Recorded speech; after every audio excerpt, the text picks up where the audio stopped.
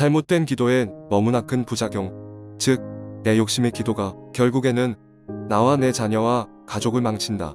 욕심이 기도란 매년 입시철만 되면 많은 교회들이 새벽 작정 기도회나 저녁 작정 기도회를 시작합니다. 그리고 내 자녀가 그 원하는 곳에 합격되기를 고대하며 바라며 기도의 열을 올립니다. 제가 지금 말씀드리는 것은 이 모든 것이 전부 다 잘못되었다고 하는 것이 아님을 밝힙니다. 먼저 여러분의 이해를 돕고자 지인 목사님의 딸인 어떤 자매의 예를 들겠습니다. 지금 현재 이 자매는 법조인이 되어 있습니다. 그 자매가 변호사 시험에 합격하기 전 일화입니다. 언제부터인가 자꾸만 이 자매가 변호사 시험에 떨어지는 것이었습니다. 그러자 본인 자신이 너무 힘들고 괴로웠는지 아버지 목사님에게 자주 상담을 했다고 합니다. 그때 지인 목사님께서 그 딸에게 특별히 강조한 것은 너의 믿음이 온전히 서지 못한 상태에서의 출세는 결국 너 자신을 망치게 한다는 메시지였습니다. 그 상황에서 다소 냉정하게 들릴 수 있는 말이라는 것을 알았지만 그 목사님은 계속 반복해서 같은 메시지를 그에게 전했다고 합니다. 그 이유가 뭘까요? 그 이유는 30여 년간의 사역과 목회를 통하여 얻은 경험과 지식에서 얻은 것이 있었기에 마음은 시리지만 계속해서 그 메시지를 반복했다고 합니다. 즉 믿음으로 준비되어 있지 않은 사람들이 권력과 부가 주어졌을 때에 교만과 거만에서 오는 돌이킬 수 없는 타락상을 너무나도 많이 보아왔기에 내린 결론이었다고 합니다. 내가 잘돼서 출세해서 또는 요것만 되면 그 후에 하나님께 충성을 다하겠다. 그 후에 정말 빛의 자녀의 삶을 살아가겠노라고 다짐하는 사람들이 많이 있습니다. 여러분, 이것이 잘 될 것 같습니까?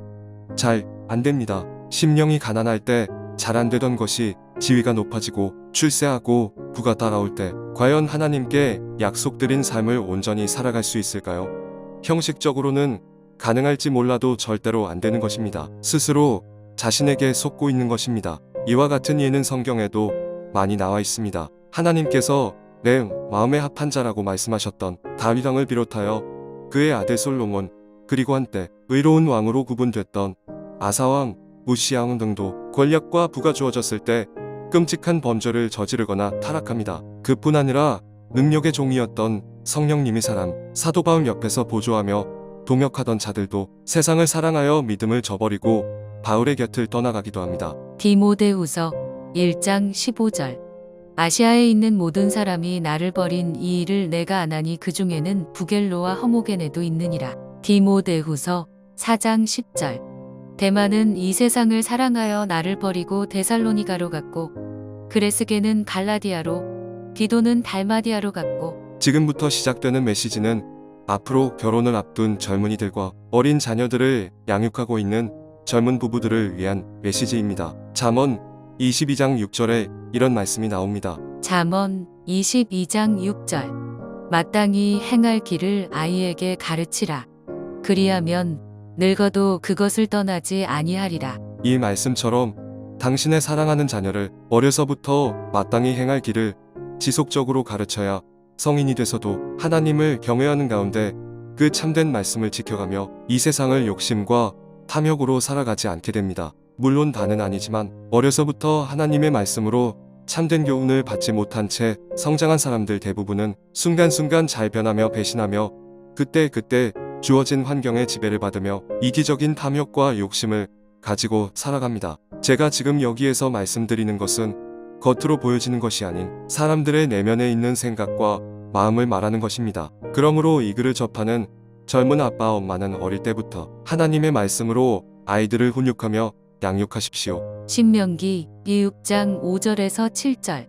너는 마음을 다하고 뜻을 다하고 힘을 다하여 내 하나님 여호와를 사랑하라. 오늘 내가 내게 명하는 이 말씀을 너는 마음에 새기고 내 자녀에게 부지런히 가르치며 집에 앉았을 때에든지 길을 갈 때에든지 누워있을 때에든지 일어날 때에든지 이 말씀을 강론할 것이며. 신명기 11장 18절에서 20절. 이러므로 너희는 나의 이 말을 너희의 마음과 뜻에 두고 또 그것을 너희의 손목에 메어 기호를 삼고 너희 미간에 붙여 표를 삼으며 또 그것을 너희의 자녀에게 가르치며 집에 앉아있을 때에든지 길을 갈 때에든지 누워있을 때에든지 일어날 때에든지 이 말씀을 강론하고 또 내 집 문설주와 바깥 문에 기록하라. 하나님께서도 쓰실 그릇들을 아주 어릴 적부터 교훈하시며 훈련시키십니다. 이 내용은 잠시 후에 다루겠습니다. 말씀을 이어갑니다. 잠언서에는 아이들에게는 미련한 것이 얽혀 있으니 징계하는 채찍이 이를 멀리 쫓아내며 아이를 매로 다스릴 때 그 영혼을 수올에서 건질 수 있다는 말씀이 나옵니다. 잠언 22장 15절. 아이의 마음에는 미련한 것이 얽혔으나 징계하는 채찍이 이를 멀리 쫓아내리라. 잠언 23장 13절에서 14절. 아이를 훈계하지 아니하려고 하지 말라.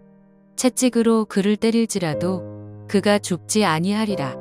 내가 그를 채찍으로 때리면 그의 영혼을 스올에서 구원하리라. 이 말씀들의 의미는 어린 자녀들을 매로 다스릴 시기가 있으며 이 시기가 지나버리면 매로 다스릴 수 없으며 매가 아니면 그 영혼을 스올에서 건질 수 없다는 뜻이 내포되어 있는 것입니다. 여기에서 매는 채찍이나 몽둥이로 무조건 때리라는 뜻만이 아닌 걸로 짐작됩니다. 곧 아이가 나쁜 짓이나 어떤 심각한 나쁜 면이 비춰질 때 호되게 따끔하게 꾸짖으며 그 아이의 풀이 완전히 꺾일 때까지, 그 아이의 잘못된 주장이 완전히 꺾일 때까지 혼내는 것도 매의 일종이라고 가늠해 볼 수 있습니다. 이 매로 어려서부터 아이들을 다스리지 않았기 때문에 현재 많은 부모들이 겪고 당하는 일들이 많습니다. 그렇게도 애교가 많고 착하고 부모님을 잘 따르던 아이가 빠르면 5, 6학년부터 늦게는 중2 정도만 되면 반항적인 아이로 변해버립니다. 그때는 이 아이들을 어떻게 컨트롤하려고 해도 도무지 되지 않는 경우가 많이 있습니다. 그러므로 이것을 너무나도 잘 아시는 하나님께서는 당신께서 쓰실 그릇을 모태에서부터 준비시키십니다. 삼손, 사무엘, 예레미야, 세 요한 등이 있습니다. 예레미야 1장 4절에서 5절. 여호와의 말씀이 내게 임하니라. 이르시되 내가 너를 모태에 짓기 전에 너를 알았고 내가 배에서 나오기 전에 너를 성별하였고 너를 여러 나라의 선지자로 세웠노라 하시기로. 누가복음 1장 13절에서 16절. 천사가 그에게 이르되 사가랴여 무서워하지 말라. 너의 간구함이 들린지라. 내 아내 엘리사벳이 내게 아들을 낳아 주리니 그 이름을 요한이라 하라. 너도 기뻐하고 즐거워할 것이요 많은 사람도 그의 태어남을 기뻐하리니 이는 그가 주 앞에 큰 자가 되며 포도주나 독한 술을 마시지 아니하며 모태로부터 성령의 충만함을 받아 이스라엘 자손을 주 곧 그들의 하나님께로 많이 돌아오게 하겠습니다. 젊은 아기 엄마 아빠는 이 점을 명심하시고 당신의 자녀가 어릴 때부터 올바른 신앙교육을 시키셔야 합니다. 하나님께서는 이 경우가 아니라더라도 당신께서 쓰실 그릇들을 어릴 적부터 준비시키시며 혹독한 고난을 통하여 그 그릇을 만들어 가십니다. 이삭의 손자이며 야곱의 아들인 요셉과 이새의 아들인 다윗이 이에 속합니다. 이와 같은 맥락에서 보면 당신의 자녀나 가족이 어려서부터 믿음이 갖지 못하고 현재도 믿음이 없는 상태에서 그에게 어떤 명예나 부나 권력이 주어져 있다면 그것은 결코 축복이 아닙니다. 아니, 이것을 영적으로 해석하면 도리어 화가 될 수 있습니다. 앞에서 살펴보았듯이 그렇게도 하나님께 충성했던 솔로몬도 부와 명예와 권력이 주어졌을 때 타락하여 각종 신상을 섬기는 자로 변질됩니다. 지금 현 시대에도 우리 주위에는 신앙생활 잘하다가 부와 권력과 명예가 주어짐으로 타락의 길을 걸어가며 돌아오지 못할 강을 건너는 사람들이 많이 있습니다. 현실이 이러한데 당신의 기도는 당신의 자녀나 가족의 영적 상태는 아무 관심 없이 그저 좋은 대학 들어가고 좋은 직장에 들어가고 부자되고 높아지게 해달라는 것이 주류를 이루고 있다면 당신은 하나님의 뜻과 상반된 잘못된 기도를 하는 것입니다. 이것이 바로 당신이 하는 욕심의 기도입니다. 여러분, 이것을 아시길 바랍니다. 이 욕심의 기도의 응답은 다는 아니어도 대부분 사탄이 준다는 것을 말입니다. 그러므로 이 욕심의 기도로 인하여 당신 자녀와 가족을 망칠 수 있다는 것입니다. 왜냐하면 내 자녀가 잘 돼서 세상적으로는 성공했다 해도 그의 영혼은 사탄의 사슬에 묶인 채로 거기에서 빠져나올 생각도 못한 채 타락된 세상 문화와 가치관을 필터링 없이 그대로 답습하며 살아가는 자로 굳어지게 되기 때문입니다. 무슨 말도 안 되는 소리를 한다고요? 아닙니다. 다시 한번 강조합니다. 당신이 하나님께 순수하지 못하고 욕심 가운데 기도하게 되면 사탄이 광명한 천사로 가장하며 위장하며 당신의 인생을 농락하며 당신의 기복적인 기도에 응답해 준다는 것입니다. 그러므로 당신의 기복적인 욕심의 기도가 응답되었다고 다 하나님께서 주신 것으로 착각하지 말라는 것입니다. 예로 무당들도 기도할 때 응답받습니다. 그리고 타종교인들이나 이단 단체에 속한 사람들도 응답받습니다. 우리가 여기에서 반드시 알아야 할 것은 교회 안에서 활동하는 악영들이 있고 교회 밖에서 활동하는 악영들이 있다는 것입니다. 고린도후서 4장 4절. 그 중에 이 세상의 신이 믿지 아니하는 자들의 마음을 혼미하게 하여 그리스도의 영광의 복음의 광채가 비치지 못하게 함이니 그리스도는 하나님의 형상이니라. 에베소서 2장 2절. 그때에 너희는 그 가운데서 행하여 이 세상 풍조를 따르고 공중의 권세 잡은 자를 따랐으니 곧 지금 불순종의 아들들 가운데서 역사하는 영이라. 에베소서 6장 12절. 우리의 씨름은 혈과 육을 상대하는 것이 아니요 통치자들과 권세들과 이 어둠의 세상 주관자들과 하늘에 있는 악의 영들을 상대함이라. 예수님께서도 곡식과 가라지의 비유를 통하여 교회 안에 마귀와 악영들이 활동하며 마귀의 자녀들이 침투해 있는 것을 밝혀주셨습니다. 마태복음 13장 26절에서 30절. 사기나고 결실할 때에 가라지도 보이거늘 집주인의 종들이 와서 말하되 주여 밭에 좋은 씨를 뿌리지 아니하였나이까. 그런데 가라지가 어디서 생겼나이까. 주인이 이르되 원수가 이렇게 하였구나. 종들이 말하되 그러면 우리가 가서 이것을 뽑기를 원하시나이까. 주인이 이르되 가만두라. 가라지를 뽑다가 곡식까지 뽑을까 염려하노라. 둘 다 추수 때까지 함께 자라게 두라. 추수 때에 내가 추수꾼들에게 말하기를 가라지는 먼저 거두어 불사르게 단으로 묶고 곡식은 모아 내 곡간에 넣으라 하리라. 그뿐 아니라 바울 사도의 서신서와 사도 요한의 서신서에도 이와 같은 내용이 등장합니다. 갈라디아서 2장 3절에서 4절. 그러나 나와 함께 있는 헬라인 디도까지도 억지로 할례를 받게 하지 아니하였으니 이는 가만히 들어온 거짓 형제들 때문이라. 그들이 가만히 들어온 것은 그리스도 예수 안에서 우리가 가진 자유를 엿보고 우리를 종으로 삼고자 함이로되. 요한 3서 1장 9절에서 10절. 내가 두어 자를 교회에 썼으나 그들 중에 으뜸되기를 좋아하는 디오드레베가 우리를 맞아들이지 아니하니 그러므로 내가 가면 그 행한 일을 잊지 아니하리라.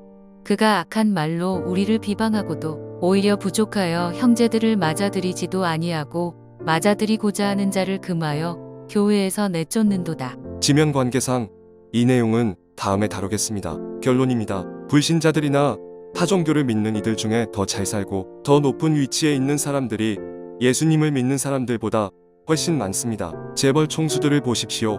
유명한 정치인들을 보십시오. 불신자이거나 타종교를 갖고 있는 사람들이 훨씬 많습니다. 이처럼 이 세상의 임금인 마귀는 이 땅의 부와 권력과 명예를 이용하여 사람들의 영혼을 사로잡으며 사냥합니다. 마태복음 6장 24절. 한 사람이 두 주인을 섬기지 못할 것이므로 이를 미워하고 저를 사랑하거나 혹 이를 중히 여기고 저를 경히 여김이라. 너희가 하나님과 재물을 겸하여 섬기지 못하느니라. 디모데전서 6장 9절에서 10절. 부하려 하는 자들은 시험과 올무와 여러 가지 어리석고 해로운 욕심에 떨어지나니 곧 사람으로 파멸과 멸망에 빠지게 하는 것이라. 돈을 사랑함이 일만 악의 뿌리가 되나니 이것을 탐내는 자들은 미혹을 받아 믿음에서 떠나 많은 근심으로써 자기를 찔렀도다. 요한일서 2장 15절에서 16절.